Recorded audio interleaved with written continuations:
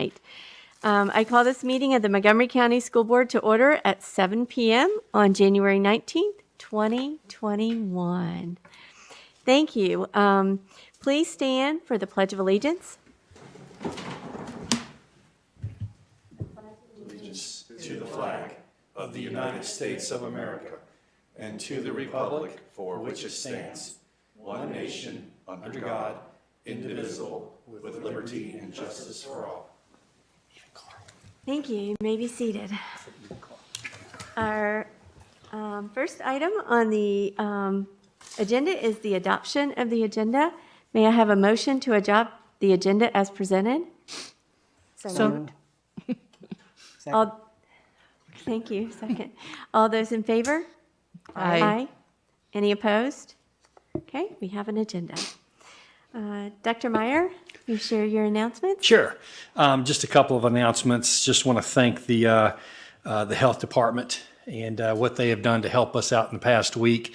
Our employees were able to receive close to 1,300 vaccinations in just the past week. So really excited about that and how well they've organized this for us. And I just think they're a great partner during this crisis. So thanks to the health department and thanks to Mr. Garrison for being our lead man here as well. Awesome. Yes, thank you. Now it's time for public address. At this time and at each of our regularly scheduled meetings, the school board sets aside up to 30 minutes for residents, students, and employees to address the board about issues pertaining to public education in Montgomery County. Each speaker is allotted 3 minutes to speak. The screens throughout the room and on the laptop at the podium will indicate when the speaker has 30 seconds remaining and when the 3 minutes has passed. As a reminder, the board does not respond to speakers during public address. If there are sign-ups, each person is called up in the order they signed up. Okay, so we have, it looks like 4 people signed up. So I will call your name, and when you get to the podium, if you could state your name and address. I have Brian Taylor, and then after that, Jan French. Neither of those? Okay. So then I have Brad Hill, and then Ty French.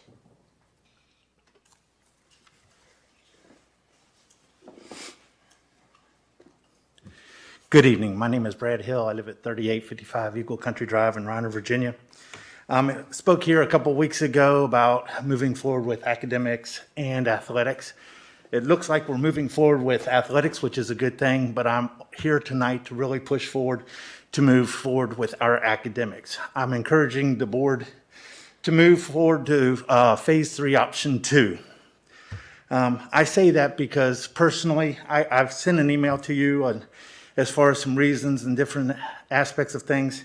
I want to share tonight a personal story that I also shared in the email. As a long-term sub, I had a student before we would drop back a phase that was an AB student.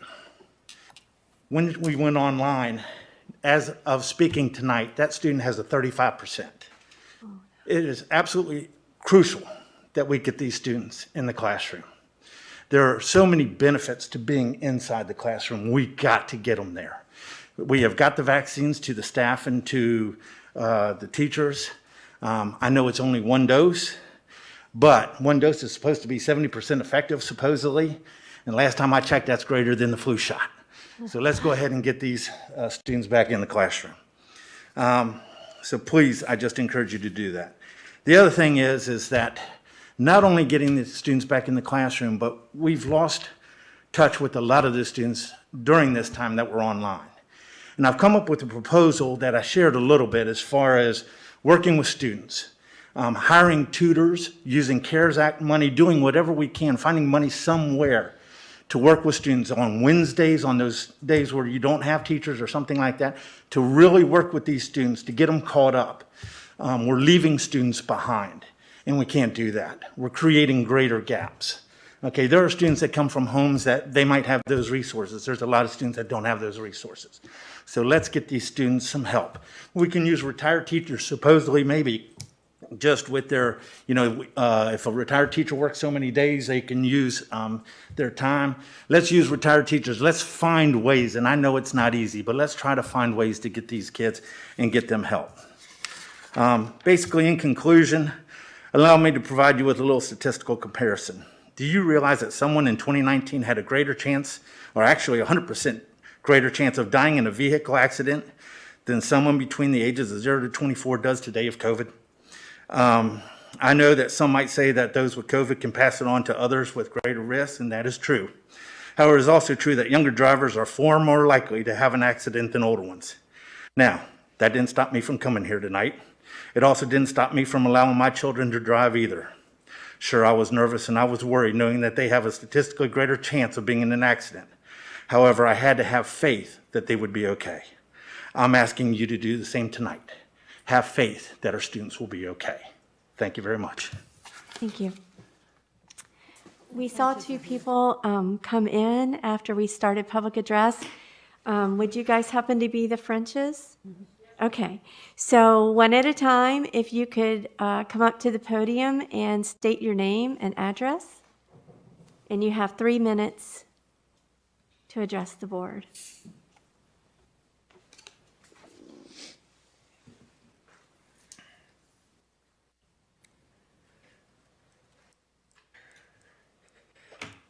Okay, take a deep breath. Hi, my name is Jan French. I live on Case Drive here in Christiansburg, and I have a CHS student. I am a parent, a dental hygienist who works 40 minutes out of town, and I'm a taxpayer, amongst many other roles. My primary reason I am here tonight is to request the option of a full-time return of students to the classroom. Life is filled with inherent risks. We all live with them daily. We all walk out of our homes each morning not knowing what the day holds. Sometimes they are good days, other days they can be traumatic, with life-altering outcomes that we never expect. However, you cannot live in fear and cease to live by being driven and paralyzed into isolation.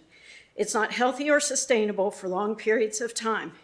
We cannot wrap ourselves in bubble wrap and believe we can eliminate risk altogether. I recognize the school board's efforts to keep students and staff safe and minimize risks of COVID, but we cannot stop living, learning, and the importance of in-person interaction.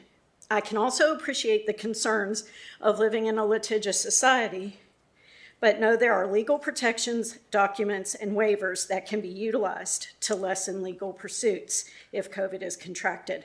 I would sign it and let it be in my child's record. Give us the choice. Full-time remote learning is a choice, but what about the option for those who know it is better and a need for our children's best interest, mentally, socially, and academically, in order for them to thrive?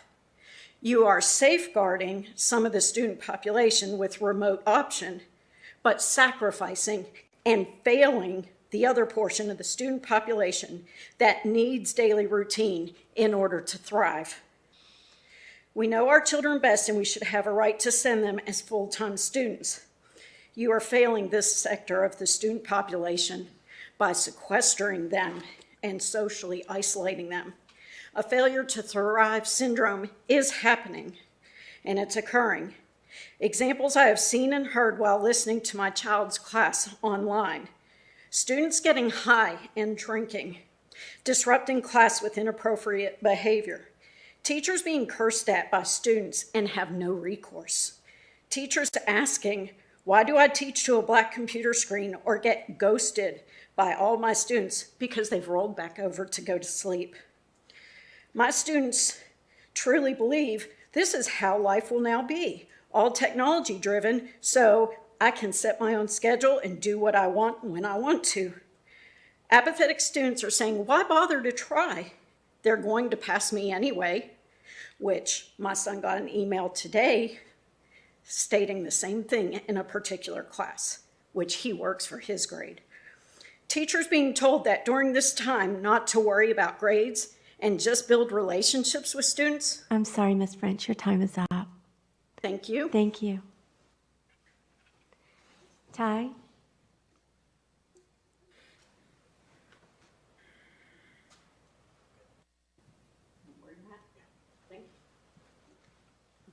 Hi, Ty. there. Can you just state your name and address, please? Yes, Ty French, 125 Case Drive in Christiansburg. Thank you. So, as my mother stated, I've seen in class personally where students are threatening and cursing out my teachers as I log in for no reason but them having late work and not turning it in, and that's their own fault.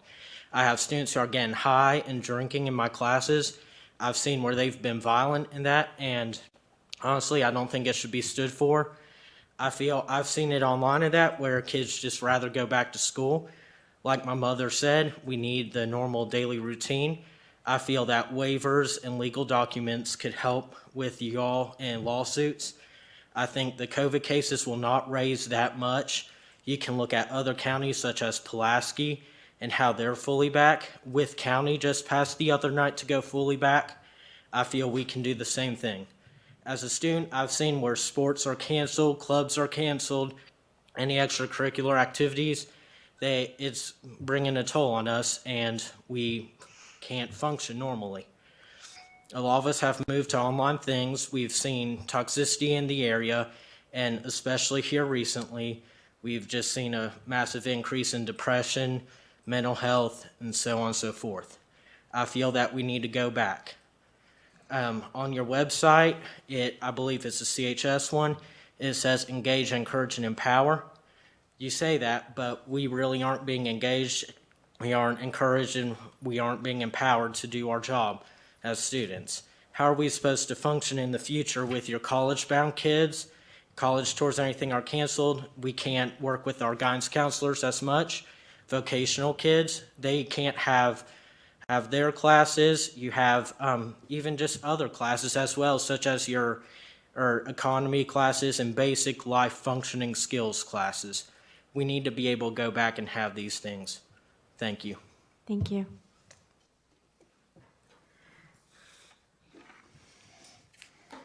Okay, thank you. Public address is now closed. Thank you, Mr. Garrettson.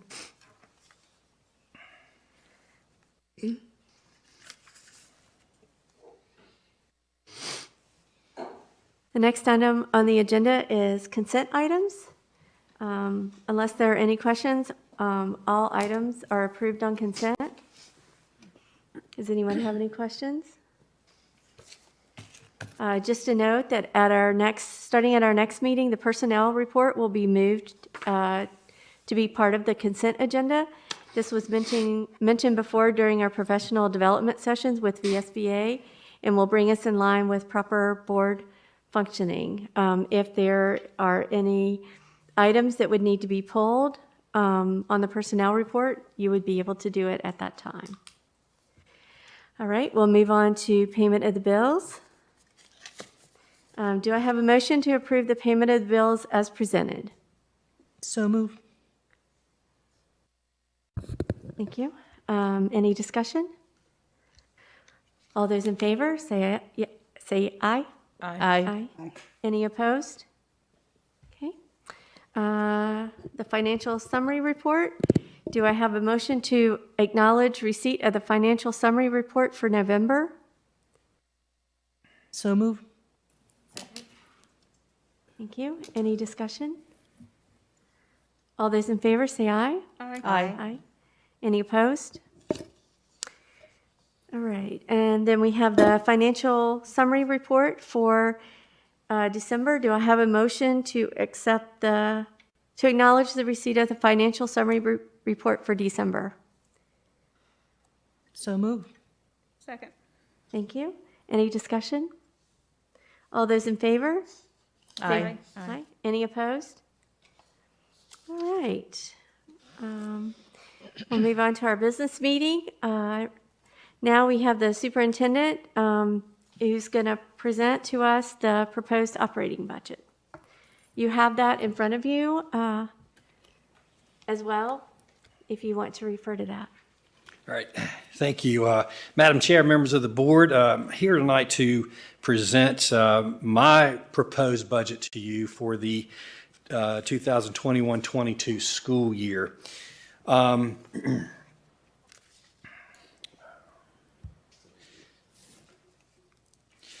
First, just starting with the accomplishments of this past year's budget, and we have a lot to mention. And it's mostly surrounds the pandemic and the things we've accomplished with the funding that we've had. We've continued to educate students this year and provide for their needs during this pandemic. We served over 16,000 learning packets to pre-K to 2 kids. We served 655,000 meals that were delivered via the school buses this year. 2,000 library books distributed during the meal distribution on buses. We answered 515 calls to the Chromebook helpline, where we answered technical questions for those who were having issues. Also, nearly 500 MiFi devices were distributed to our students throughout the county so they could get internet access. So a lot of really amazing things there. We had more than 700 students graduate high school in a ceremony that they didn't think could even exist. And families had front row seats for the first time ever. Everyone had a front row seat. And that absolutely was amazing and making the best of a situation. Of course, schools opened on a hybrid in-person schedule on Tuesday, September 8th.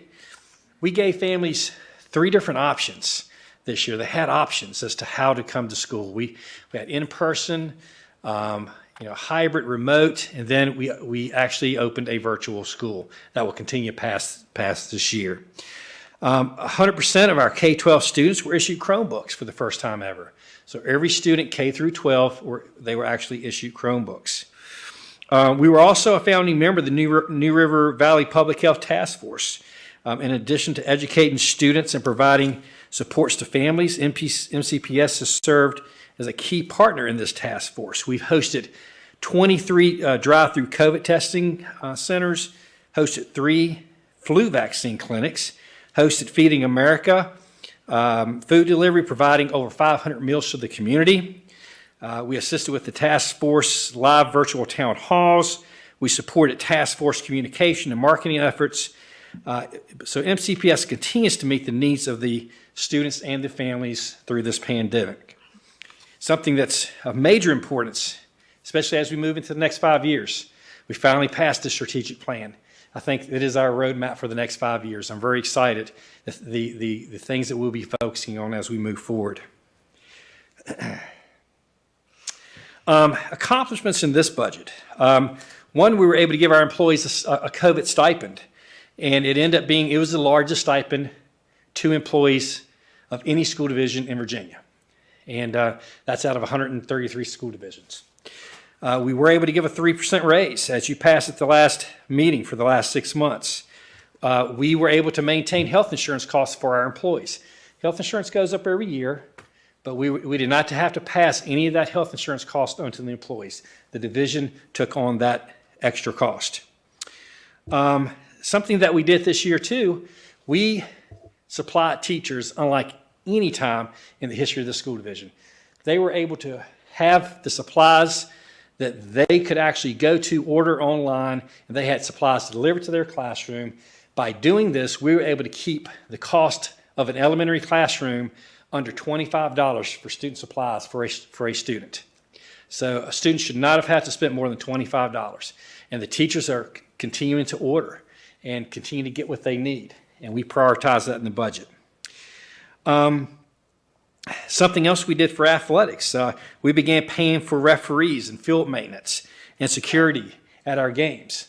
And that's something that was important for our school. So they didn't have to depend on the gate to pay for some basic needs. They were able to use that gate for their players, for their uniforms. So parents wouldn't have to pay for uniforms and for supplies for these teams.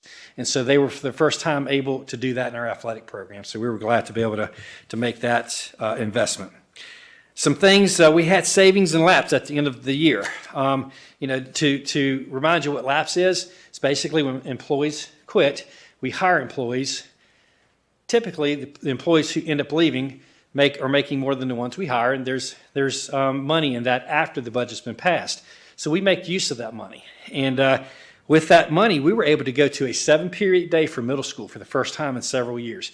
What that did was this: it gave middle schoolers more offerings, more things they could actually take, and it gave our middle school teachers 2 planning periods a day. The equivalent of planning is our high school teachers. So we're very proud of that accomplishment. We're also able to add robotics and theater to all 4 elementary schools this year. And that was a huge accomplishment. And we did that out of savings. And so I'm very proud of that accomplishment in doing that. Something else, recess aides for elementary. The recess aides for elementary have been hired, and the intent for those recess aides were to cover recess during the day, but we don't have recess this year because there's such a short time. Well, we still hired them, and they were actually working in the daycare centers. You know, we're one of the few school divisions in Virginia that actually open daycare centers in their schools for the community.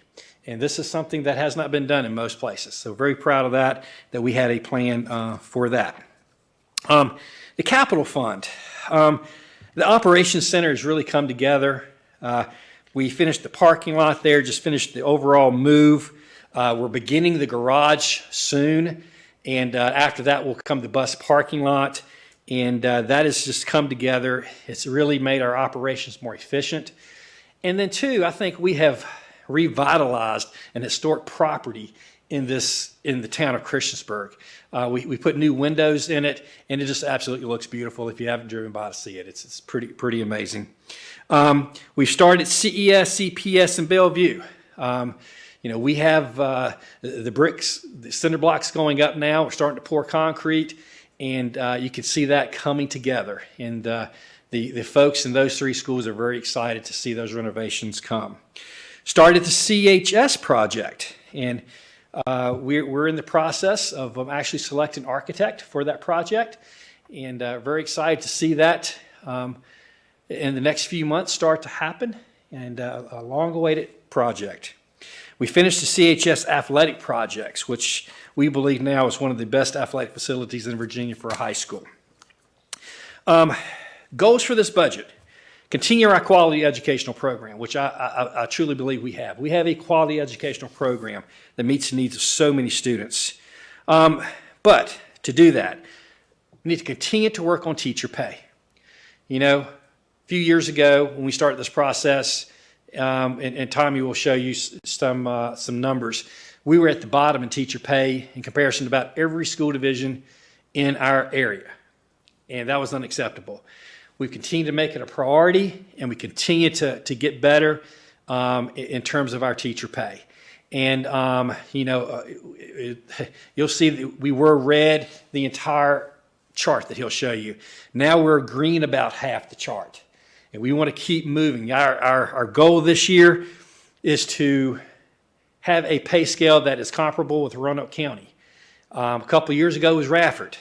Well, we pay more than Rafford now at every step. We want to pay more than Roanoke County at every step.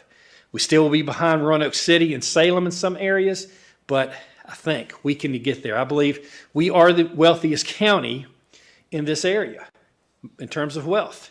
We're wealthier than Roanoke City and Roanoke County and Salem. And we should have the money to actually pay our folks what they deserve. And so that will be definitely a priority. Maintaining health insurance cost. You know, we foresee health insurance costs going up possibly for the division. We don't want to pass that to the employee. That is our goal. And we think we can do that this year from what we're hearing initially. Maintain funds for technology replacement and repair. You know, we've invested in a lot of technology. It's something that you just can't invest in it once and then stop. It needs to be a continuous investment. It has never been really in the budget. We've always used our end-of-year funds to go purchase these things. At some point, we need to get it in the budget where it's there, and we can just simply know it's there. Also, address the bus replacement cycle. We need to replace 8 buses a year. We had done that for about 4 years until this past year. We only got to 2 buses. The reason we need to do 8 a year is I always give the example. One year we bought 25 buses. When you buy 25 one year, then you need to replace 25 in about 8 to 10 years, okay? And so we need to keep a steady, we have 130 some buses, I think, in our fleet. So we need to try to replace 80 a year. So that's something that's in here too. Now Tommy, he'll go through the specifics with you in the categories and what that will look like in terms of dollars. Ms. Grants? Thank you, Dr. Meyer. School board members. I'm going to present this by category as we report to the state. There's 6 categories that we report under. The first one is our instruction, which is primarily our teachers, guidance counselors, and those personnel that are in our schools each and every day. We begin the budget in 21 was $93.155 million. We proposed with the 3.5% increase, $2.975 million to cover the salary enhancement. We had the $700,000 in the FY21 budget for 10 positions. We funded that out of existing budgeted money, so that goes into the pot this year as a reduction of what our needs are. We've added, as Dr. Meyer said in his presentation, we want to get technology where it's sustainable, it's in the budget.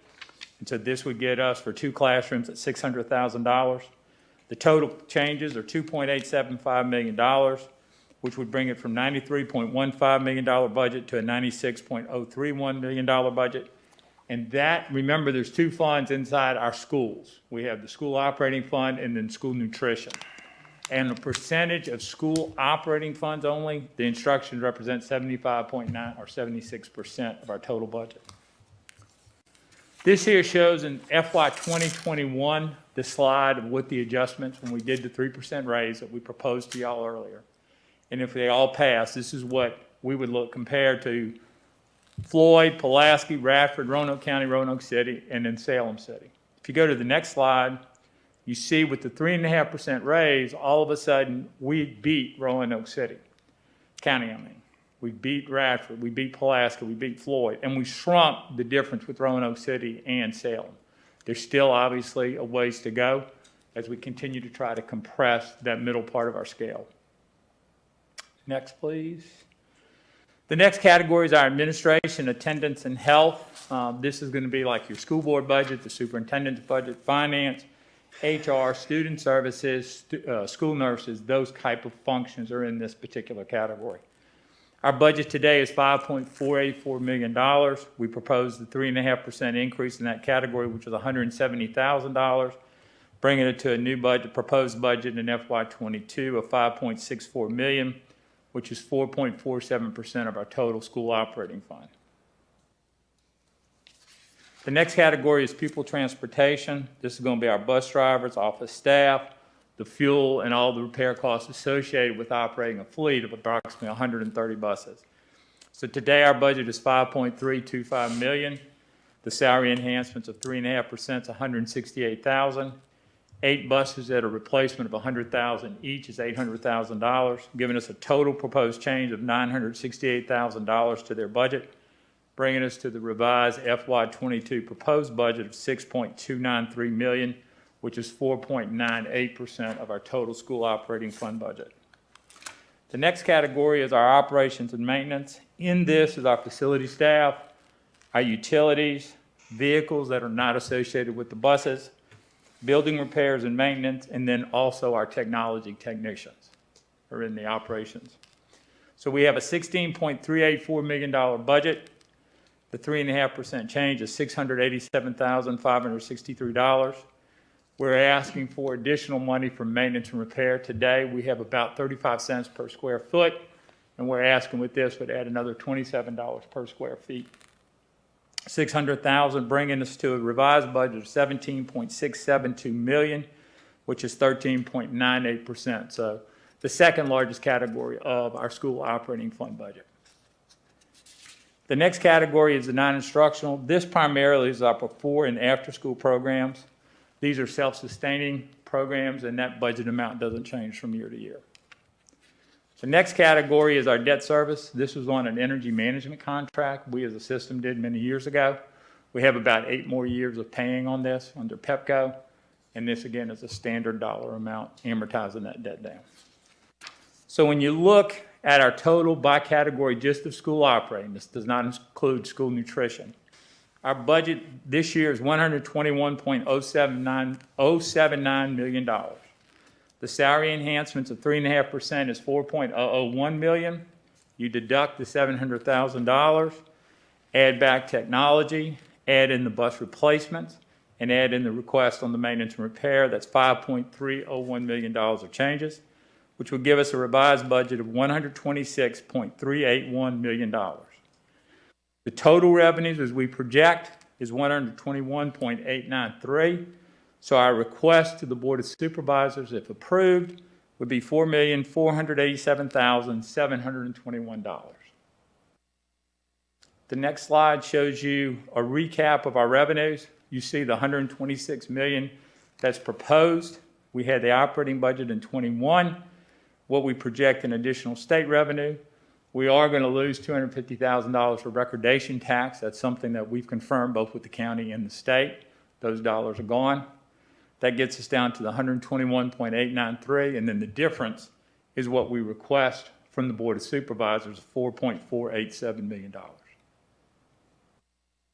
Our budget calendar, we go through the basic, you start the next meeting with the employee presentations and community meetings, tentative school board workshop on the 9th, and all of this can change. These are just, remember when we started the budget, we always kind of start with the calendar and that can be modified. Ask that y'all approve this on February 16th. It gives then an opportunity for the superintendent to present it to the Board of Supervisors at their February 22nd meeting. So it's before the county administration presents their budget on March 1st. There's a proposed joint meeting on March 16th. Then a tentative county approves their 22 budget on April 19th. And it gives you then an opportunity to consider what they do and then approve, if it's acceptable to you, approve at the May 4th meeting, the school board approves our budget.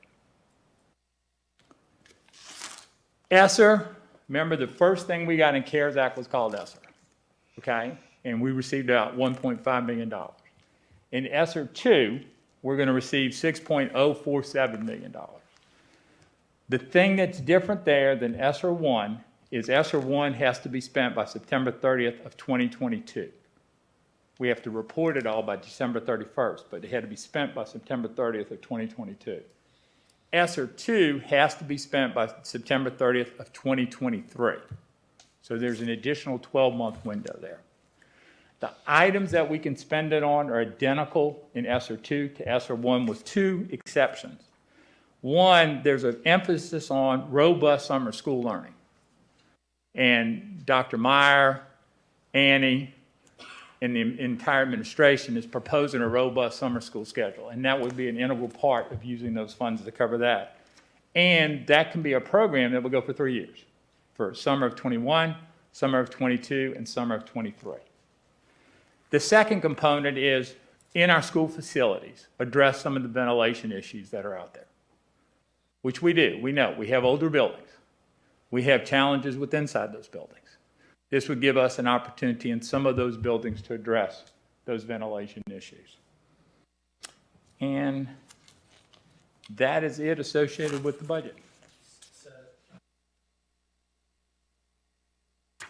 The budget and answer questions in the budget, and then we can come to the ESSER funding, which is separate from our proposed budget.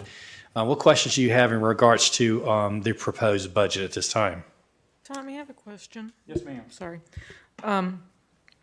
So we approved salary increases for starting in January for 2020, the rest of 2021, correct? Yes, ma'am. Yes, Okay. ma'am.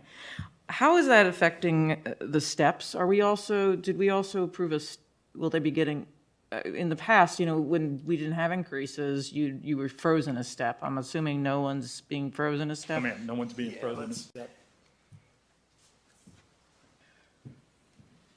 Yeah, that's correct. Everyone was on the right step this year, except sort of the amount backed up to them. So when you all approved the 3% raise, we adopted the new pay scale that was supposed to go into effect at the beginning of the year. Okay, so no one's losing, for VRS purposes, any steps? Okay. No steps. No, it's all about the money anyway, and everyone's on it took us 3 years to get there, but we finally got everybody to the correct step according to their year's experience. That's for teachers. Okay. So that's very important to continue to do that.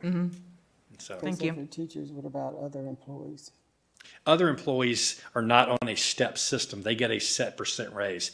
So what happens with every other employees, they simply got a 3% raise from where they are.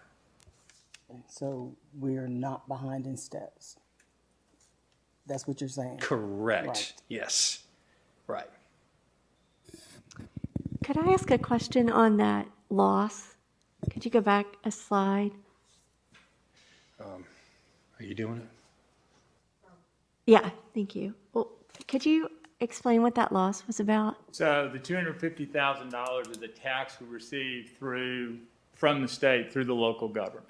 Okay, And that $250,000 in FY '21, we were notified that we were going to be losing that. So that is, we're being ahead in some other categories, but we're going to lose that $250,000 in FY '21. When the governor's budget came out, we went ahead and tried to confirm that if that was going to stay in the budget, and we've been notified that that's going to go away. And probably is something we won't ever see again. got it. All right, thank you. Yes, ma'am. Does anybody else have any other questions on the budget? Okay, How about Esther? The money we're getting now, Very $6 million. exciting. Again, I reiterate what Tommy said. We're excited to have that funding, especially for our summer programs, and we'll be able to know it's there for the next 3 years. We're probably looking at we estimated about $2 million that will go into those summer programs for 3 years. And that's an amazing pot of money to be able to use for these summer programs, because we're going to need a robust summer school. You know, years ago, I believe before the recession, there were summer schools in elementary schools and middle schools. And so now we'll be able to put these summer programs K through 12. High school won't change a lot. They've always been a credit recovery system, and they'll continue to be a credit recovery system. Middle school will beef up. There'll be some expectations for promotion in middle schools. Elementary schools, we'll be looking at, I was asked the question, well, how many kids?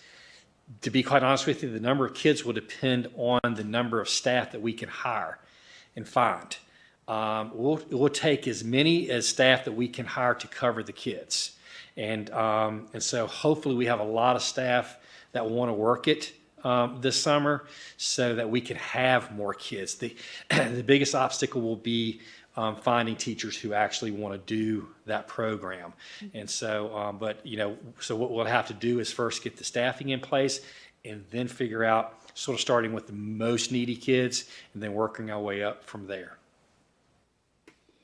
So will we advertise for outside folks to come in and, staff these classes? Because we're going to need everybody.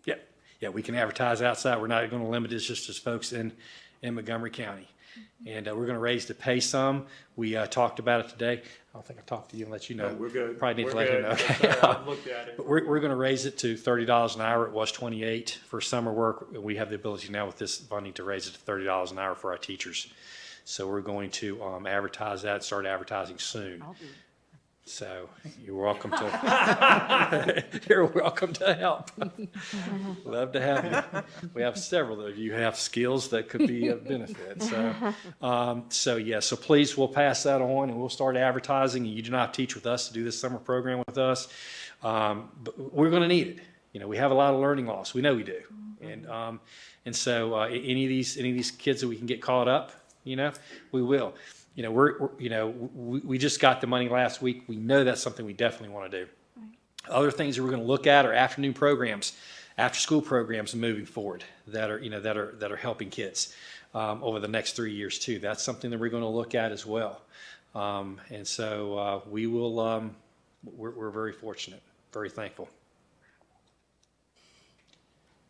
very timely for us to be able to do some facility repairs on some of our schools where the HVAC systems are on their last leg. Yeah, we have we have folks in a couple of places every day there because Yeah, something breaks. exactly. They're the ones that we need. It's nice to be able to. Mark, I've got a quick question. I know we've had some issues with the vocational and technical classes because those are hands-on classes with most of the kids not being in school. will the summer program be able to where they can catch up and benefit from that as well, hopefully? That's a great idea, something we haven't had time to think of. Because I know a but- lot of those kids they're going to need that hands-on if they're going straight to a job. See, Mr. Husband, I think that's a great suggestion. Yeah. Yeah. I think that is a great suggestion. Absolutely. You know, it's one thing to read about cutting hair, but I think you need to do it before you. say, I've been preaching that for months. I can let you cut mine until you've done it, right? So, anything else? Back off on mannequin buying, right? Is that what I was told? Yeah, we bought a lot of mannequins this year. That's what he told, you remember? Any other questions about this funding? Okay, thank y'all so much. Thank you. All right, now we have the COVID data, contact tracing, and instructional phases presentation. Yes, Mr. Knott's going to start tonight with an athletic update, and then Mr. Garrettson will come back with with some information regarding contact tracing and that type of thing. And then Mr. Knott is going to share with you information regarding employees and basically absences and subs not being filled. And what we have experienced in the past week is a tremendous drop in our unfilled sub positions. We're doing really well. In fact, and it's mainly because of employees in quarantines. They've dropped tremendously, the number of employees who have been quarantined. That was our issue with having to pull back before the holidays. We're back at October numbers, and in October we were able to fill the positions, and we have very low unfilled rates. And so at the end, Mr. Knott will explain that to you, and we'll be recommending to the school board that we move back to phase 3 level 2 at that point. But first, let's talk about athletics. Mr. Knott. Good evening. So last week, on the 13th, the Region 6 superintendents met, and what we discovered at that meeting was the original agreement that we had as a region pretty much wasn't being followed. Schools were doing many different things. A majority of schools were allowing competition at mainly the varsity level. So the agreement is really no longer in place. Based on the discussions that took place and other factors, we are going to begin varsity competition only within the county next week. We will allow our swim teams, Blacksburg and Christiansburg, to have a meet this Saturday. That is because we are at the mercy of the Aquatic Center. We don't own or operate that facility, and we have limited availability to it. So we would allow them to start this Saturday, but other teams will start next week. And that is getting us towards the end of our winter season. By allowing our varsity teams only to compete, our seniors will have the opportunity to then move on into district and region competitions and potentially a state championship if they can make it that far. We did make the decision that we would end JV and middle school next week. And this is so that we can focus on our varsity, and also these students will have opportunities in the future to participate in athletics and to compete as they move into upper grade levels. Some of the things that we took into consideration as we were making this decision was that our teams will be wearing masks as recommended by the VDH and the AAP, both for practice and gameplay. We will continue to do the daily screenings with temperature checks and asking of questions to ensure that our students are as healthy as they can possibly be. We'll continue not allowing spectators to attend games. We still have to abide by the 25 spectator limit rule, and that would just be a nightmare to try to figure out who we could let in each night. Our cheerleaders will attend. They are considered spectators by the rules that we're playing by. We have installed in all 4 of our high school gyms a NFHS network camera that allows for broadcasting of our games, and we plan to do that. It is, I believe it's $10 a month for a subscription, which would be cheaper than coming to the 5 games that we're going to allow our teams to play, maximum of 5 games that we'll allow them to play. If we were charging and $69 for a season. The other piece with this is they can watch any game in the country. It's not just limited to the school where their child attends. They can watch any game in the country for that price. We will continue to follow the guidelines of the VHSL as far as distancing when you're not actually on the court and playing. If you're on a bench sitting out of the game, you would be 6 feet apart, wearing your mask. You'll use your own water bottle, your own towel, and our cheerleaders will also be distancing while they're in the bleachers or standing on the where the bleachers would be if they don't pull them out, since there are no spectators. We'll continue our current mitigation plan that we're using on buses, 1 student per seat. And we will allow 1 senior night for each team and allow senior parents to attend that game. So they'll get to attend 1 game in person. Other considerations that we looked at was we'll only allow 1 game or match per evening. That way we don't have to empty a gym and clean it. This will provide for proper cleaning afterwards for the next day. Teams will come dressed to play. We won't allow locker room usage except for using the restroom on limited numbers in the restroom at one time.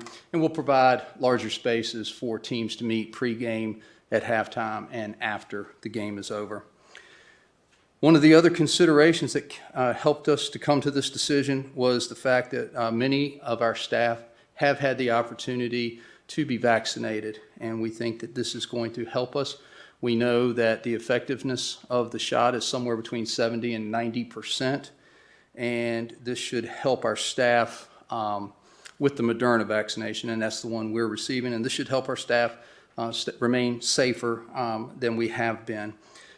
We also know that the 14-day positivity rate for Montgomery County, the slide says it's below 7%. It's actually below 8%. It was 7.8 yesterday and today. Moving forward, normally we've already finished fall sports by now, but now we're going to talk about our fall sports because they are in the 2nd season this year. Practice starts on February 4th. Competition will begin the week of the 26th of February. We have 3 outdoor sports: football, golf, and cross country. We feel like they are in the best environment for air circulation, being outside. Our plan is to move forward, allowing them to compete and practice and compete. We are also searching for additional mitigation strategies like we talked about last time with the face shields for the football helmets. We're still working on that. Volleyball is our only indoor sport in the fall, or in our 2nd season this year. But we do plan to move forward with that, as it's a little bit different than basketball. The teams will remain on one side of the net. In volleyball, I don't know if you've seen a volleyball match, but they play 1 game and then they switch benches, and then they could switch back. This year, the rules are that they pick one side and they stay there, so there won't be that switching. We will require them to wear masks, and we'll use the same mitigation strategies and cleaning as we have done for our winter season. And I'm sorry I didn't go to that slide. And that's it.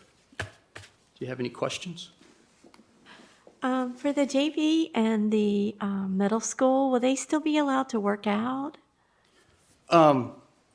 Most of them, I feel like, will move on to fall sports Oh, okay. and any out-of-season practice that our fall sports are doing, so they'll still have opportunities to participate. Good for their mental health. Mm-hmm. Thank you. Jason? Thank you. Good evening. Near the end of our last school board meeting 2 weeks ago, we had a question come up regarding contact tracing. At that time, we promised the board we'd bring back some information for you tonight. Contact tracing is not new to the health departments. It's not new with COVID. It is a regular function for the health departments in regards to contagious diseases. Contact tracing, as we know it right now with COVID, of course, is happening much more frequently, much more often, and of course, with it being in the media so much, many more people are familiar with it. Here in Virginia, contact tracing, we are bound by code. So we share a couple sections of code there with you tonight. That schools are bound by code to immediately report outbreaks to the health department. That's not just COVID, that's other similar illnesses as well. We've got a requirement when we know about them to communicate with our health department. Also, as an employer, MCPS is obligated to report positive cases from staff members to the health department through the Virginia Department of Labor and Industry. That happens primarily through Mr. Knott's office. Again, it's code required. The VDH then has two pieces of code that they're responsible for by code. They are responsible and have the authority for contact tracing and investigation. And they also have some code that speaks to their responsibility to maintain anonymity as much as possible. I share a link there with you so you could read it all in more detail, or any of our online viewers, if they cared to read any more detail, they could. What the VDH expects from us, this is a screenshot from that same document that the link I shared with you. So they talk about the role we play. This is in regard to COVID-19 specifically. They talk about the important role we play in, again, communicating with them. It talks about providing the local health department with a designee, a contact designee, liaison, and a backup. From Montgomery County, that's our lead nurse, Kelly Hager, and myself. We're the two primary contacts. We work with Danny very closely when it becomes a staff matter. Schools must report the outbreaks to the health department again, and schools must report our staff cases. And again, it goes back to that cluster of 3 or more, going again through DOLE, the Department of Labor and Industry. This is another screenshot from the VDH. It talks about the VDH process, how to prepare and what to expect for contact tracing. It shows you in the little circles running across the top the typical process, starting from the person. And I know this can be hard to read in the slide. Forgive me. You have the link below if you'd like to see it closer. But we start with the person who has tested positive. And then it speaks of a report. Many times, and again, I think we've spoken about this, our staff and also our families really need to be commended in the process in being forthright with their information. Many times, as soon as they are made aware of their positive case, they notify either the HR office, their school nurse, or the student services office. And many times we're aware of the positive case as quick or sometimes sooner than the health department. And then we fulfill that obligation of passing that information on to the health department. It talks about there in the teal circle how a public health expert then reaches out to that individual, collects information from that individual, does the interview, asks about, where have you been? What have you been doing? Who have you been around? What mitigation have you used? All those kinds of pertinent pieces. For school administration then, it talks about, and again, I know it's hard to read, but it speaks there underneath us about our responsibility. It's actually an option, but it's suggested that we share that information to our families.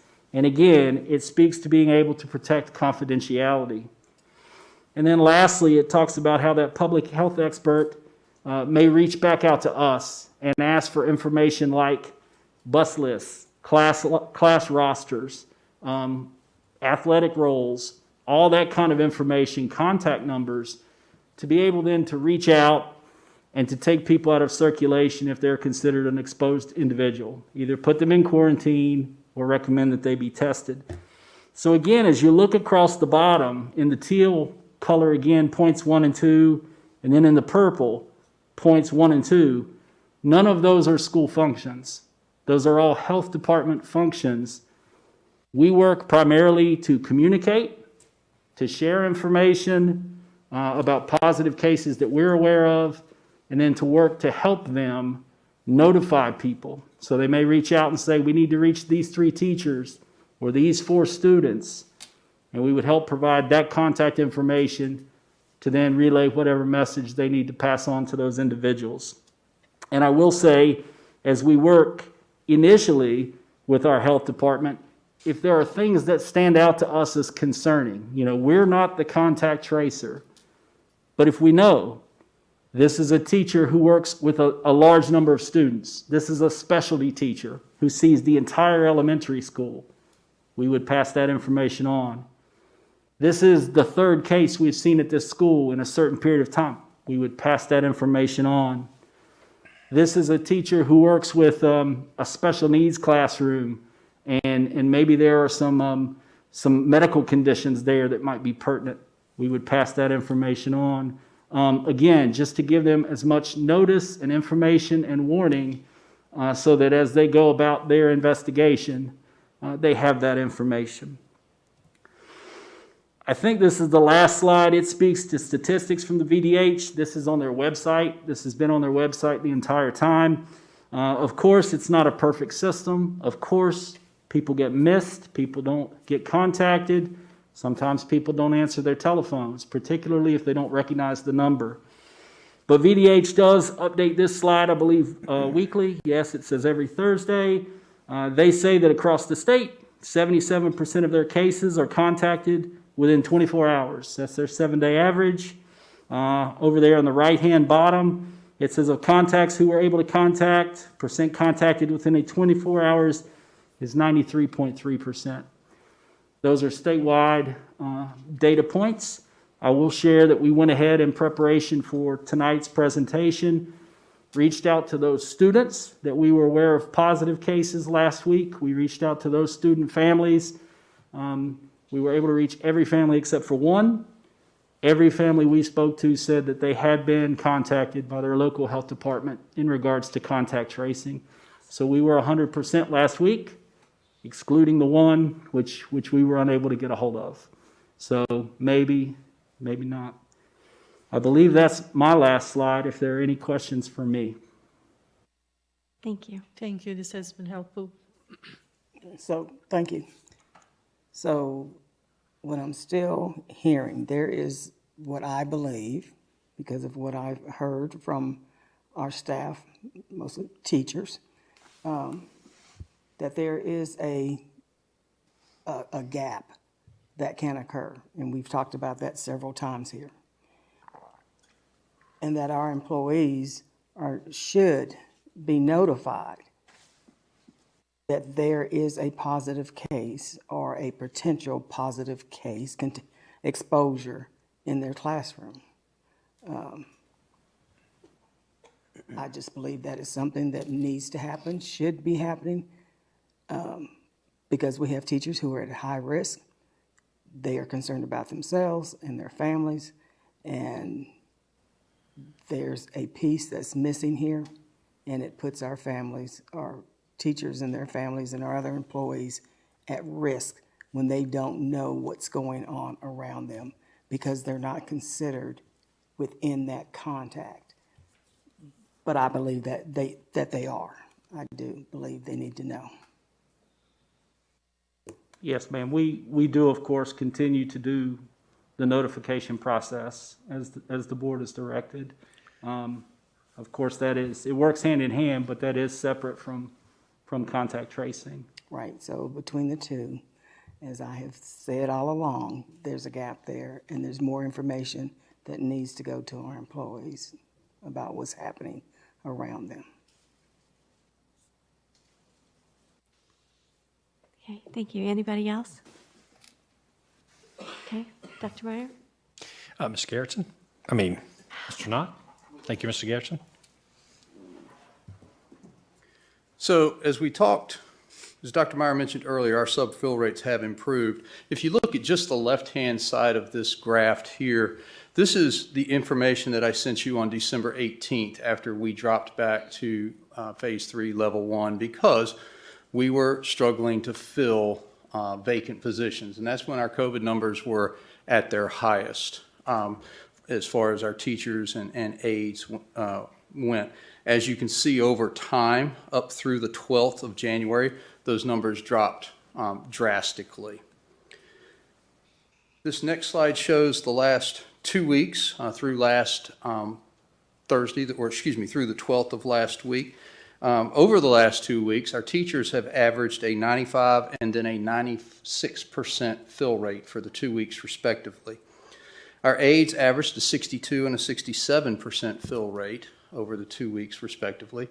And honestly, our aide fill rate is fairly in line with what it normally is. That is not out of the ordinary. Aides have one of the toughest jobs in our division, and we just don't have a lot of people who want to substitute for aides, unfortunately. So that is, we're looking for suggestions on how to fix that, but right now, we just don't have any. Hopefully, we will. More money. More money. I was gonna say. Well, I wasn't going to say that. Mr. Krantz talks about the budget. I wasn't going to say more money. As far as our custodians and our bus drivers, we're averaging 5 to 10 unfilled absences per day and with our custodians, and 8 to 10 unfilled absences per day with our bus drivers. However, we are able to cover those with our custodians. We're covering them internally with the substitutes that we do have, or we're covering that with overtime hours for our current employees, where they either come in early or stay late to help ensure that our buildings are clean. With our bus drivers, we have a cadre of folks at our transportation department who can drive, including Eddie Walters. He has driven twice this year when we've had a higher need, but that's it. So that's kind of at the last resort. So we have been able to manage these two categories without too much difficulty as far as substitutes go. Moving on, and this is still part of this whole discussion, we have been providing our employees with what we call COVID leave. This is above and beyond their required by our policies, sick leave, annual leave, personal leave, those kinds of things. If they have had a COVID issue, they contact us, then we work with them and determine how much time that they can use. We always go with what the doctor says. I tell them I'm not a doctor and I didn't sleep at a Holiday Inn Express, so let's go with the medical professional's advice on what you need to do. We know that since we are now getting the shot, the vaccine, that we're going to need to move away from this. And our plan right now is to stop providing this leave at the end of the third quarter, which would be March 24th. At that time, all of our employees who want the vaccine should have had the opportunity to get both shots. We don't have dates yet for our second shots, but we're going to get those from the health department soon. So they should be able to get both shots, and we should really start to see a decrease in the need. The federal mandates for the COVID leave were discontinued at the end of 2020. They expired December 31st. But we have continued, and the federal reimbursement for substitutes due to COVID also ended at the same time. We have continued to provide this for our employees as we have felt it is a continued need, but we do know that we're going to have to stop this at some point, and we feel that at that time, that'll be the time to do so. Mr. Knott? Yes, ma'am. There's two different COVID leaves, and I thought Pell's leave still was being continued. PEHL leave is still something that's PEHL? PEHL. There's two different kinds of leaves. Do we not offer both of those to our employees? I am not familiar with Pell's leave at all. That has not been on our radar at all, and none of my colleagues in other counties have talked about that either. So I'm not sure if that is PHEL, I'm sorry. PH. I'll look it up for you. Don't Okay. worry. Well, it's something I'll certainly look into. Because there's two different leaves at Virginia Tech that are provided to employees. And there's starts with an F, the FERCA. Yeah. And FERCA is the one that That's the one that's expired. been discontinued. Right. But the other leave is still available. And that is a COVID-related leave also. I can't get into my thing here, but we can talk about it Yes, later. ma'am. Certainly. So looking at our quarantine numbers and where we are, our staffing is back to the same numbers that we were in October when we were able to provide coverage for our teachers. We have continued to increase the number of substitutes We added 14 last week. We've got 3 more this week ready to go. Our substitute fill rate has increased because of what we have done. We are recommending, because of all of this, that we move back to Phase 3, Level 2, next Tuesday, January 26th. This would coincide with the start of the second semester. Students in grades K-12, pre-K-12 may attend 4 half-days per week. Students with special circumstances may attend full-day in-person instruction. We would continue our remote instruction, and childcare would remain open. And to do this, we are asking the board to consider this proposal. Thank you, Mr. Knott. Do I have a motion to move schools to Phase 3, Level 2, starting Tuesday, January 26th? Second. Great, thank you. Any discussion? So I understand it's the beginning of the semester, but I believe we should wait till February. It's only a few days away. It does take that vaccine I think a couple of weeks before it really becomes effective in your system. So I think giving a few more days would help folks feel a little bit more secure about putting students back in to Phase 3, Level 2. Anyone else?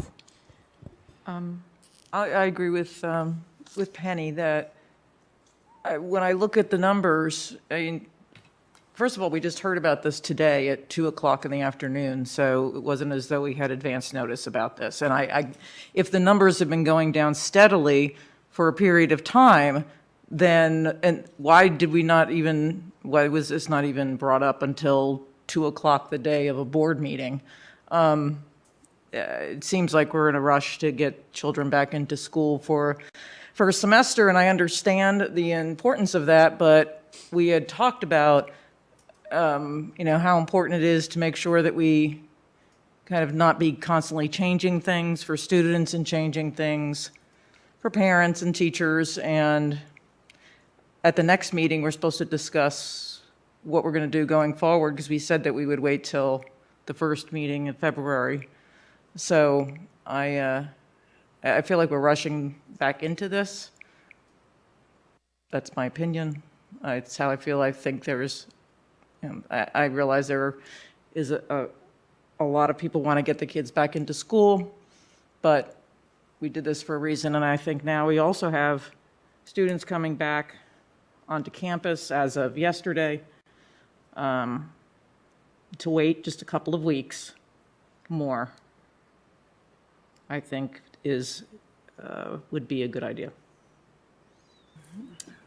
Well, for me, some of these students don't have a couple more weeks, and some of these parents are at their end of working with and trying and making allowances, and it's been a long time for them. And I think we need a day or two does make a big difference. So we made the change in a day, and everyone went with it. So now I think if we need to be on board and do this, because parents have twice stopped and picked up when we needed them to. So now we need to also honor their needs as well. No disrespect to any faculty or staff or teachers. We've tried to work with all of them. I think we've, went above and beyond trying to make everyone feel as most comfortably as they can. But it's time now for us to start looking toward getting our kids back on track. I wasn't talking just about faculty or staff. I was talking also about parents and students. And there are parents out there who are concerned about having kids back into school, and there are students. I'm not saying that there are people on both sides of the coin, and so I believe erring on the side of caution, because I understand it's very difficult for students right now, but I also know that 54 people have died in our county, and that would be even worse. So I think to wait for 2 weeks, and then at the next meeting, we make a decision where we're going to go going forward, that would be protecting not only our students and our staff, but our community. Okay, anyone else? Go ahead, Ms. Parton. I just want to say that I agree with Ms. Bond. I understand what Sue is saying, and I'm certainly not trying to downplay this at all. I think we have done very well as a board, compromising and trying to make sure everyone's safe. I think our school has shown that we have been able to provide a safe environment for our students. We've had students come up here and ask us to come back to school. Please let us come back to school. The ones who don't feel comfortable have always had the remote option. That remote option was never taken away. That remote option will remain. I think it's time, and I think our parents and students who need to be back, who want to be back, should have an option finally to make that option themselves. And the sooner the better. Thank you. Anyone else who hasn't spoken want to speak? Yes, I'd like to make a comment. Whether we decide right now and starting January 26, going back, or make a decision on February 2nd meeting and let them start the first day of school, which will be February 4th, I believe. We are talking about only 3 school days because we are not in school on Wednesdays. So I think the smart thing is do this change when the semester changes instead of asking them to start something and in 3 days later asking them to do something else. And if I am not mistaken, when we had that emergency meeting on December 11, because we did not have enough subs to cover our teachers, we said we will do that schedule till January 26. And at our January 19 meeting, we'll make a decision to continue or not. And this is our January 19 meeting. So I think I'm ready to go back where we started in September 8th. Okay. Thank you, everybody. And let me say, I apologize for the late notice today. We have been looking at the data last week, and it was borderline last week. Mainly we were looking at quarantines. The quarantines is what's causing us to be short of subs. And our quarantines, compared to when we did this, are about 20% of what it was. Last week, it was about 40%. Maybe 50%. So we were a little hesitant to bring it up last week when we posted the board docs, and we wanted to see today's data, and the data has dropped tremendously where we're having very few quarantines right now in comparison. We're back to like October level quarantine numbers, which is very, very we're very, very glad of that because that means that we can cover in any substitute positions. You got to remember, we pulled back not because we thought our schools were dangerous. We pulled back because we could not fill the substitutes. At that time, something else has occurred too. Mr. Knott has had at least one other sub orientation since then, because I walked into it, just one or two? We've had one. We've had one the other day, and there's a room full of folks who want to sub now. So that's encouraging. What we've done too is when we backed it off, we filled most of our elementary positions, but we also found this, that we have a lot of subs who do not want to sub in elementary schools, and they just stop subbing. All right. And so they said, I'd just rather not sub right now if my only option is elementary schools. And I understand that. We all have our different levels of preference. And so that's another couple of things that make us feel confident about making this move. Thank you. Brenda, can I have a roll call? Can I make one more comment, please? As long as you provide something new, more than what Yes, it you is said something twice new. before. Okay. Yeah. Dr. Meyer, wouldn't you say, though, the reason that the numbers are down is because we don't have students in the schools? We've been able to manage it better? That's the whole reason the numbers are down is because we've done this. No. So now we're going to go back. No, I wouldn't. Yeah, you may answer that question. Okay. I would say no, that's not the case because our quarantines are not because of schools. Very few folks have been quarantined because of what actually happens in the school building. Most quarantines have occurred because of behaviors outside of the school building. There are very few situations this year, and Mr. Garrison can correct me if I'm wrong, where it's actually been someone, a teacher or a student who has been quarantined because of activity in a building. Would y'all like to expand on that? Is that No, that's not I don't think we're talking about the same thing. okay? What I'm saying is that, so now we don't have any students in the schools for grades 7 through 12, correct? Correct. Okay. Well, actually, we do. I'm sorry to Well, interrupt. We do, right. Go ahead.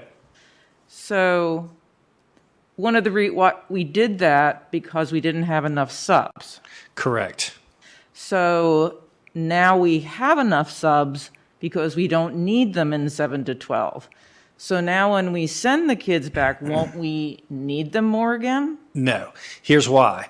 The number one reason we were overrun in terms of the need of subs is because the excessive quarantines in our schools. We had so many faculty and staff that were being quarantined that we could not cover all of those classes. Now the quarantines have dropped so low that they're back to where they are, the number of quarantines, back to where they were in around October, and we were not having problems filling substitute positions back in October. Okay. Does that help answer the question? What she's saying, if I may, is when you get students back in, people are going to start quarantining again because there's more kids into the classroom. That's what she's saying. But what you're saying is in October, when they were full level, we didn't have that. But then toward the holidays, people were going and doing things and outside, so it really wasn't affected by school. It was affected by outside of school that made people quarantine. So we're going back to what October was when everybody was in class a half a day, 4 days a week, and we weren't having the problems. Right. Correct. So And it's let me a little give you, of both. yeah, I let me see give you what you're saying. an exact number. When we made this decision to pull back in December, we had close to 70 faculty members on quarantine. 70. Okay? We couldn't fill all those spots with substitutes. We didn't have enough subs. Today we had 22 quarantines. That's a huge difference in number of quarantines. We hadn't had 28 today. Yeah, it's going to be 23 tomorrow. 23 tomorrow. So we hadn't been in the 20s since October. And so, yeah, and when we start having problems with substitutes, it was November and December where it shot up to in the 60s. I think our highest number was 77 one day. And that went through about the first week of January. And then beginning of last week, we saw it almost cut in half to where now we're down in the 20s again, which is where we were in October, which makes us feel confident we can fill any holes now with substitutes at this time. Is that a little bit clear? Thank you. Okay. Brenda, can we have a roll call, please? Yes. I'm going to vote yes, but I do still have some concerns that we need to wait another week or so. Ms. Cass? No. Ms. Karan? Yes. Ms. Parton? Yes. Ms. Graham? Yes. Motion carries. Thank you. Thank you. Okay, next, this is just for information, MCPS SOL guidelines. The state has allowed flexibility for SOL testing this year. Mr. Pauly and Dr. Wickham gathered teacher feedback on how teachers would prefer to handle state assessments this year. The teacher preference is provided in the board docs. We'll ask you to approve these recommendations at the February 9th board meeting. Mr. Pauly and Dr. Wickham are here if you have any questions right now regarding those recommendations. Does anyone have any questions? Okay. we Okay, can move thank on. you. Wait, Oh, I'm Could sorry. so we're not voting on anything now? No. That's right. This is just informational. And feel free too, if you have any questions, between now and the next board meeting, please call Dr. Wickham or Mr. Pauly as to whatever your questions may be. So, is there a reason why the air conditioning kicked on? Can we cut it off? Okay. Thank you. All right. Ms. Cass, any questions? Ms. Cass, any questions? Not right now, no. Okay. Yeah, just feel free to give them a call and they'll help you out with that. Next, policy 1-1.5, mission, vision, statement of beliefs. Approval of this policy will officially enact the mission, vision, and statement of beliefs as created in the strategic planning process. We're asking you to approve this policy tonight. May I have a motion to approve the revised policy as presented? So moved. Second. Any discussion? All those in favor, say aye. Aye. Aye. Any opposed? Okay, thank you. Next, MCPS Institutional Review Board. MCPS is creating an ad hoc institutional review board for this year. Information about this process is available in board docs. Dr. Schultz is here to answer any questions that you may have. If you have any questions, I see Dr. Schultz will be very glad to come up and help you out with that and still what this has to do with. Does anyone have any questions? So, this would be a review board to do what?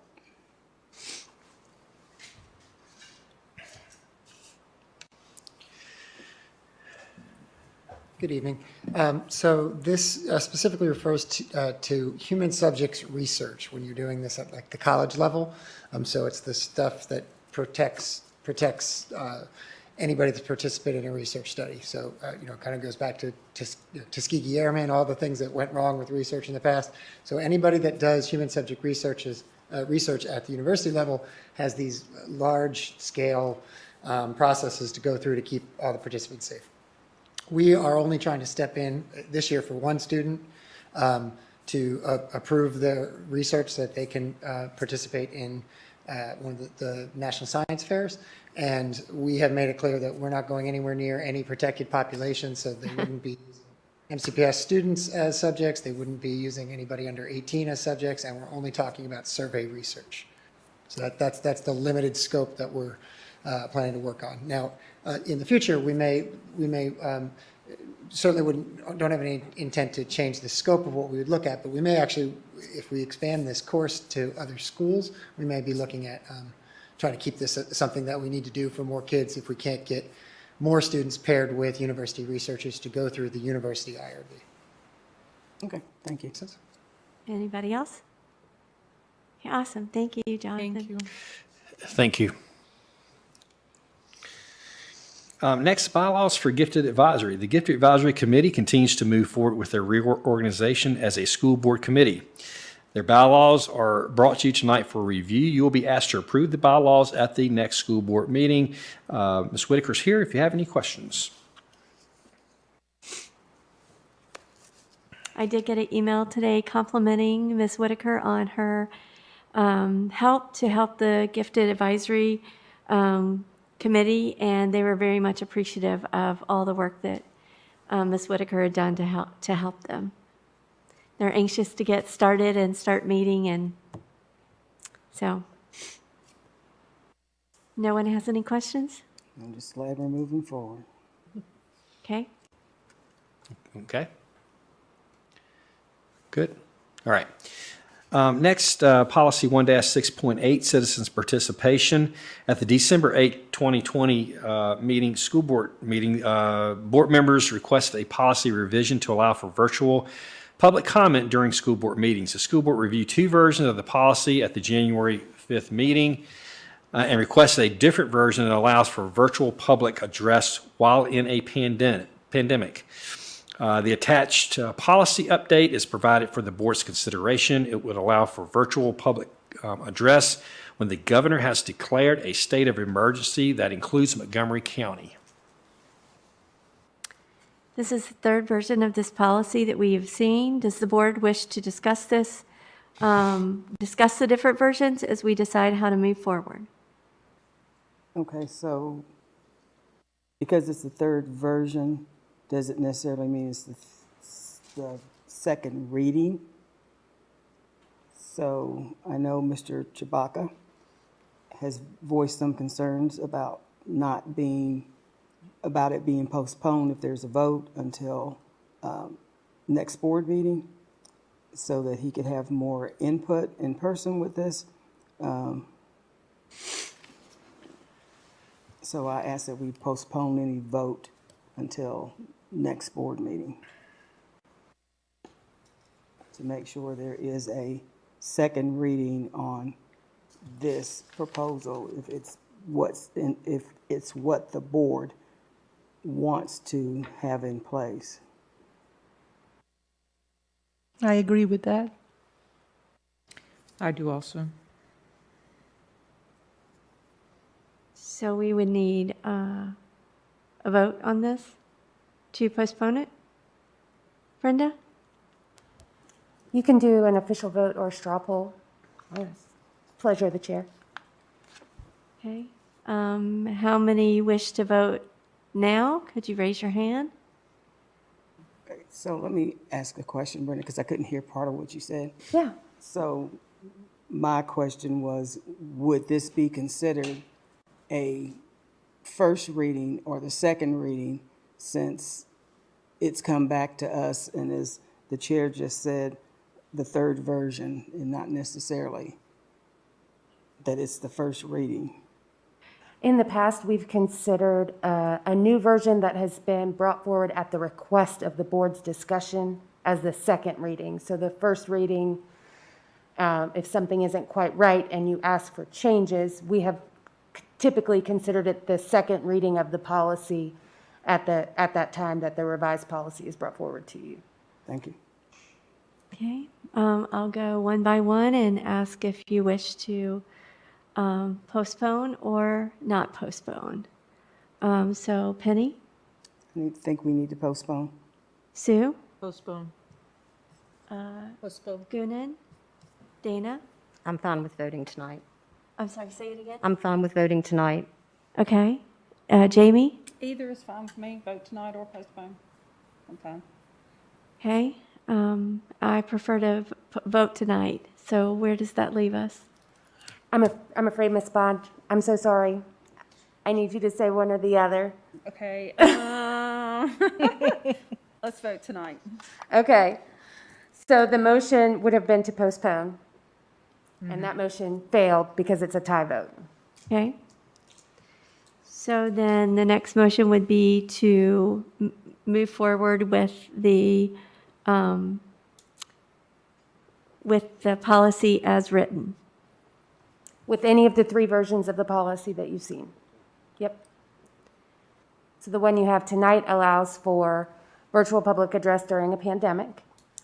You have also seen virtual public address at any time, and you have seen virtual public address while you meet virtually. You, I believe, would be in your rules to adopt any of those three policies because you have seen all three of them. So I'll make a motion that we have virtual participation at all school board meetings. Second.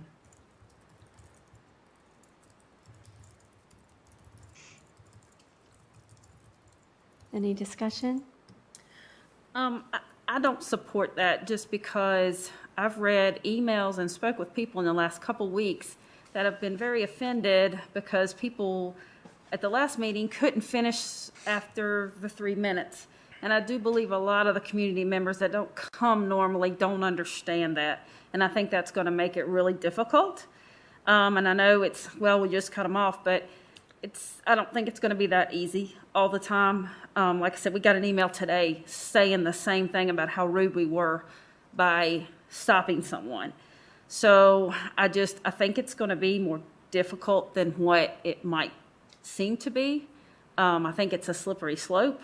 So I'm not going to be supporting that. I will support that when we have a virtual meeting, that we can have remote public address during those, just to share why my thoughts are the way they are. Okay, Ms. Parton?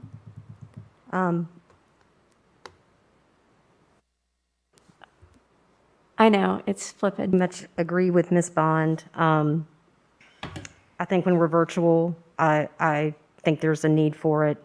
I think when we're meeting and we've had people who've already come publicly to speak, I just feel like, to me, the ones who are making the effort to come, are, there's something to be said about that. And I'm not trying to say that the ones who don't come don't have something to say, so please don't misquote me on that. But again, Ms. Bond and I have endured things that can definitely go wrong with things that are done virtually. And I think that there are many different ways that you can reach us, and many people have. You can also send comments to us during the meeting that we can read. And with there being so many different ways, if we were limited, I could see it maybe more. But I also know how much more work it would put on our board clerk and our IT people. And I just see some possible issues going on with that. Not to say this maybe couldn't be looked at later, but I think for right now, I'm going to have to stick with it being virtual when we're virtual. Okay. Ms. Karan? I really have an issue with the practicality of this and the necessity of this. So I am definitely not in favor of virtual all the time option. I'm in favor of either virtual when there's a declared emergency in Montgomery County or virtual when we are virtual. So since there's already 2 votes for that, I'll go with Jamie and Dana. And I will add my vote to the same. Knowing that this will require a substantial amount of work by administration and technology, and knowing that our constituents have many avenues to contact us currently, more than most elected officials, I would prefer that the virtual in-person be reserved for virtual school board meetings only.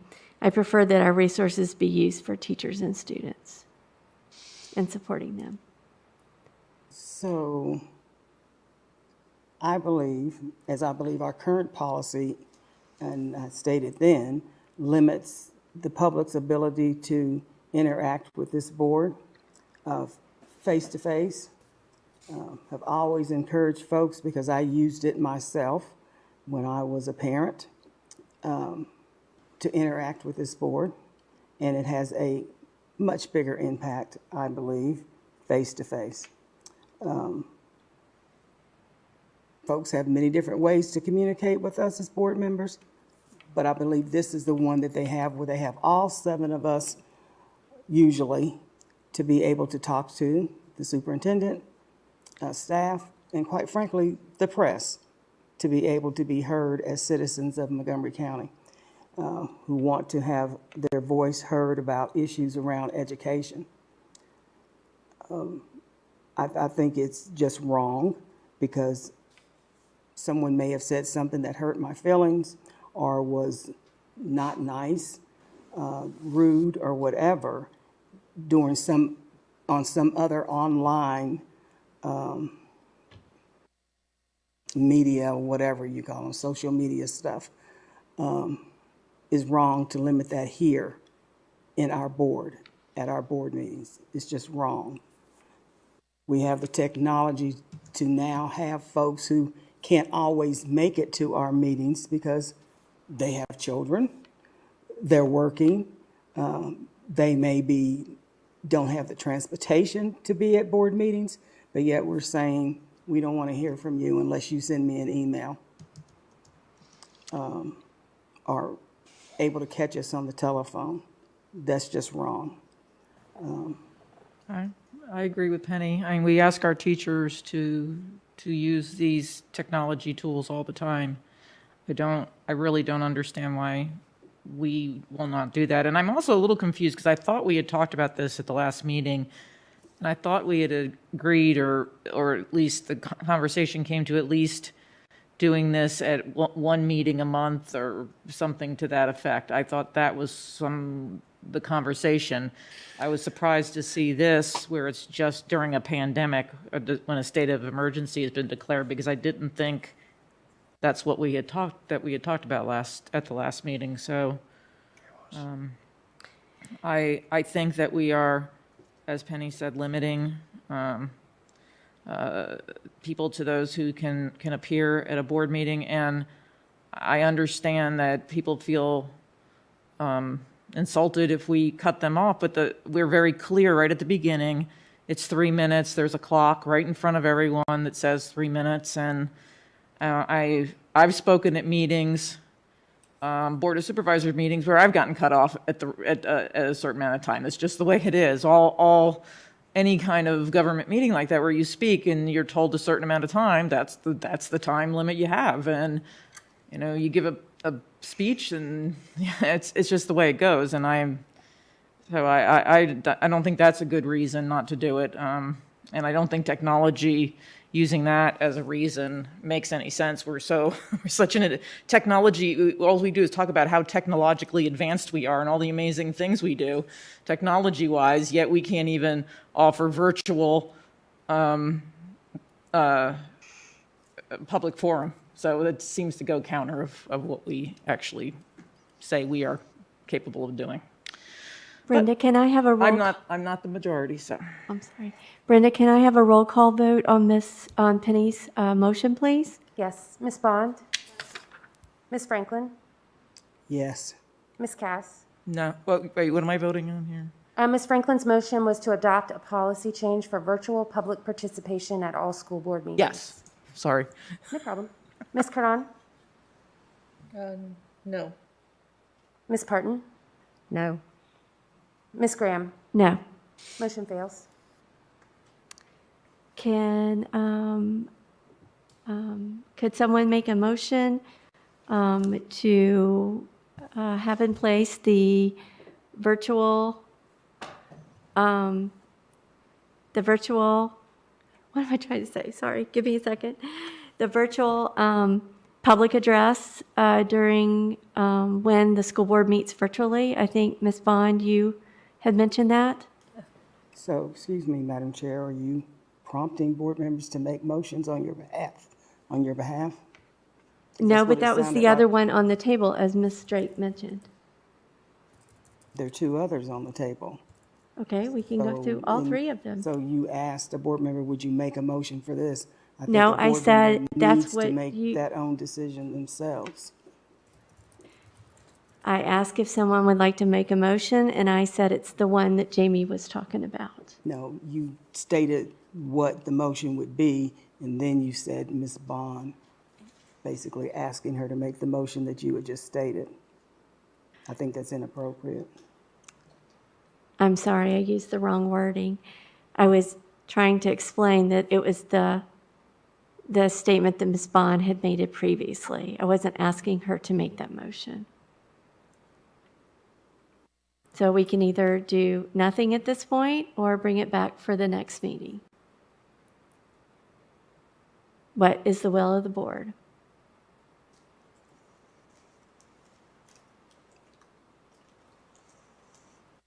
I'm confused. I believe we need to bring it back at the next meeting if we're just going to sit here. I'll make a motion that we have virtual public address at virtual meetings. Second. Any discussion? Brenda, can I have a roll call again, please? So is that what's on this sheet that we have here? I'm just want to make sure that I'm clear. So is that what this policy that we were provided, does that say that? It was one of the ones that you received at the last meeting. Okay, because I only see one here, so we have one that's written for what Jamie just said? Yes.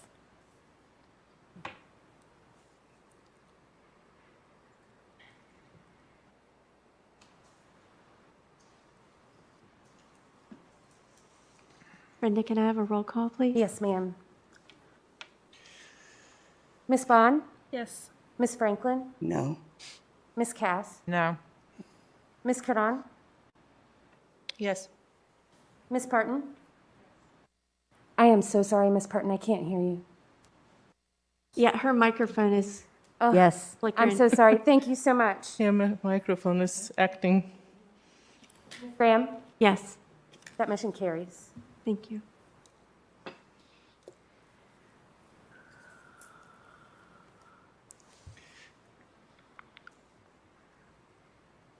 Right. All right, yeah. So the next item is the schedule of antibiotics development. And one thing that we need from everyone, Ms. Drake sent you all an email asking for available dates. So we need to set a date. So if you all can get that back to us, hopefully by the end of the week, so we can actually have some dates to choose from. The planning for this one would be, I spoke to Ms. Diggs, and Ms. Diggs will be providing the training for us, and it will be much like training that they provide to our folks. And she said that she would need about 3 hours, and just to make sure we have extra time if needed, we will look at starting at about 2 o'clock on one of those days that we sent you all, and then have dinner, and then have the regular board meeting after that. So at this time, to get that sort of nailed down, we need we need board members to send us their available dates so we can see where we can come up with the same available date. That's right. And if I remember correctly, Dr. Meyer, I think we set that form up for every regularly scheduled board meeting between now and the end of March. So if the form is working funky with you, and I know Ms. Franklin had a problem with it. I'm so sorry about that earlier today.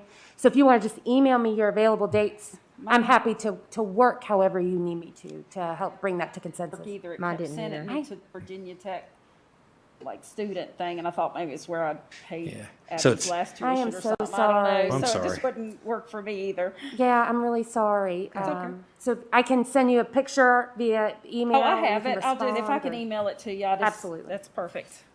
Thank you. Great, and at that point, you can let us know what dates work the best for everybody, and we'll get that scheduled. Our likelihood, what we would do, if it's okay, is choose the first available date that everybody is available. Is that okay? So we can get it sooner rather than later? I'm pretty open. I don't Okay. have a whole lot going on. Okay, excellent.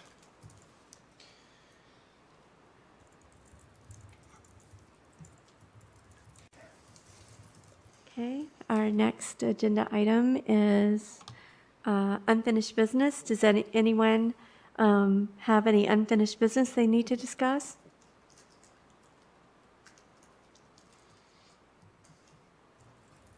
Okay, hearing and seeing none, we'll move on to new business. Does anyone have any new business they would like to bring up?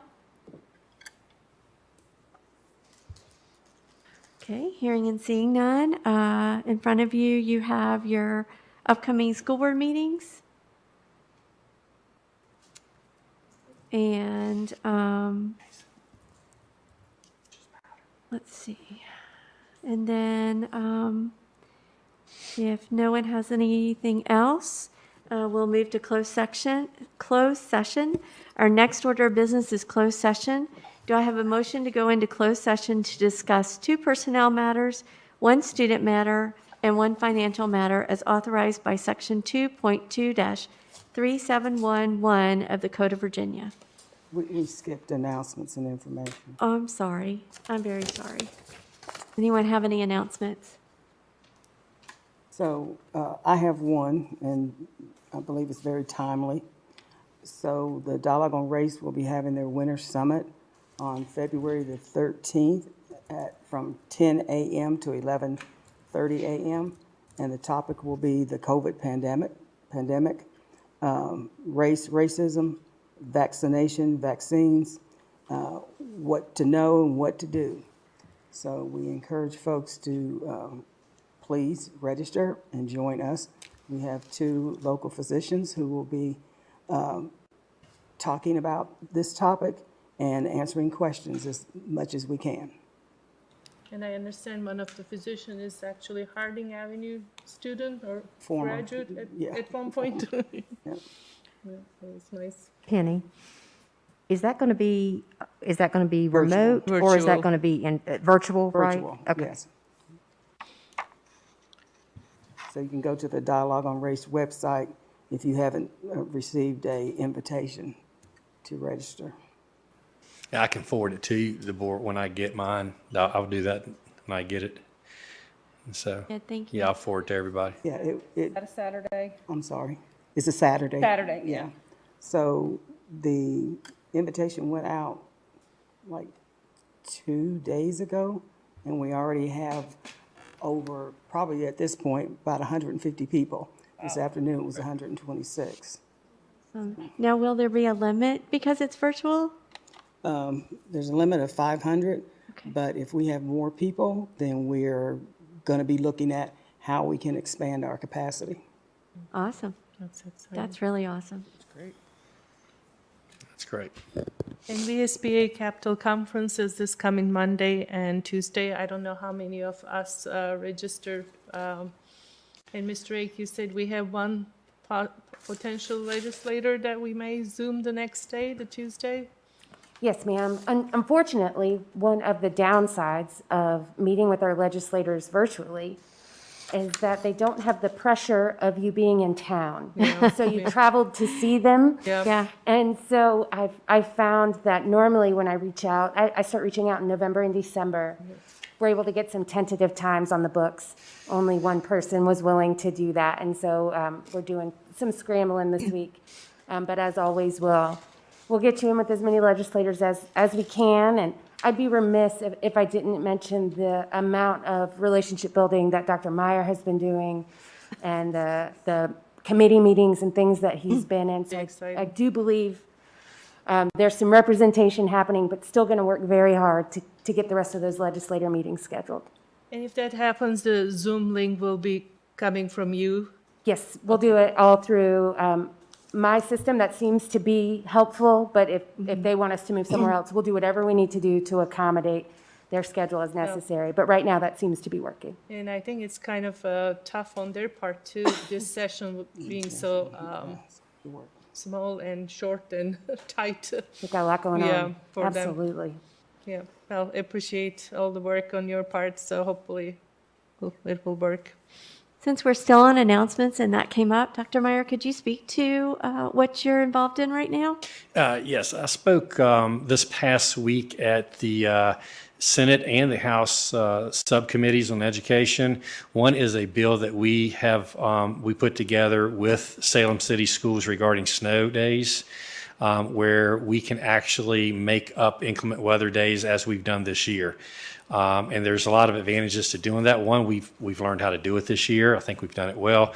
It creates an end date to the school year, which I think will be very valuable as we're planning summer schools, to have an actual end date for those summer schools. And so basically our bill will allow for that. And I heard today that it did pass the full Senate subcommittee. The full Senate Education Committee is headed to the floor and is actually will be in the House full committee, I believe, on Friday.